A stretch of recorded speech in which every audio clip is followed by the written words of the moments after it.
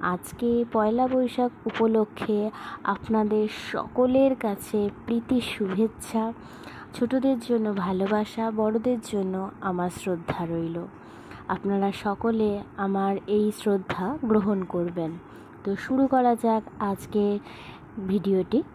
তো এই পয়লা বৈশাখ উপলক্ষে যে বাড়িতে পুজো, প্রত্যেকটি দোকানে পুজো হতো, যে হালখাতা হতো, হ্যাঁ, ঢাক বাজিয়ে তারপরে ঢাকি আসতো, ঢাক বাজাতো, পুজো পার্বণ যে হতো, এগুলো প্রায় বিলুপ্তির পথে। মানে আমরা আধুনিকত্বে এতটাই মেতে উঠেছি যে আমাদের যে পুরনো সংস্কৃতিটা পুরোটাই বিলুপ্তি হয়ে যাচ্ছে।